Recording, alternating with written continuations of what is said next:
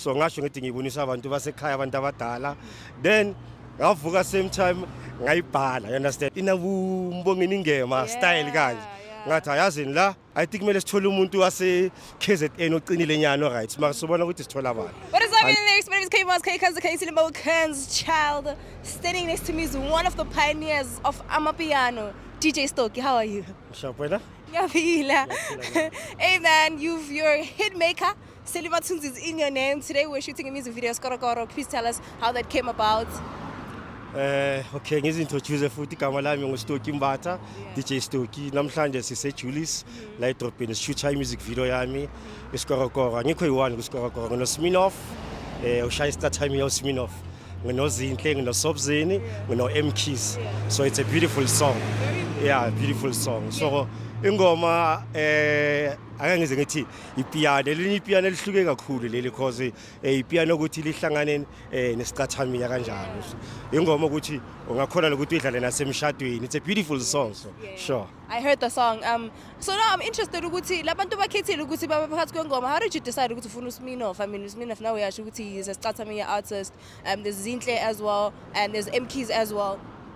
ingoma masicala shithi ingoma kahle kahle sithatha from ingoma yakudala bathi Skorokoro ingoma kaKhondri Siqubu. Okay. Angazi noma uyamazi uKhondri Siqubu o yila ba 2K. Ya ingoma kaKhondri Siqubu ne. Hey le ngoma le umlando istory, you understand? So ingoma ngayiphupha kahle kahle, you understand? So ngasho ngithi ngibonisa abantu basekhaya abantu abadala then ngavuka same time ngayibhala, you understand? Ukuyibhala kanjalo ngaya ku Sobzeni studio, uSobzeni uanda mina exclusive music.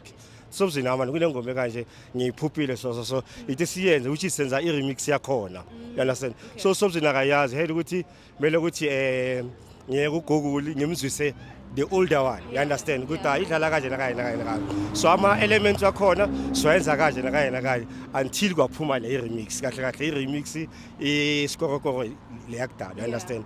So ngazibuza ukuthi hayi man ubani umuntu ongangena la right. So M-Keys nyamazi ukuthi unale style sakhe unique yabona. So ngacabanga ngo-M-Keys uzinto ohlala khona e-studio hlala siloku sinayo.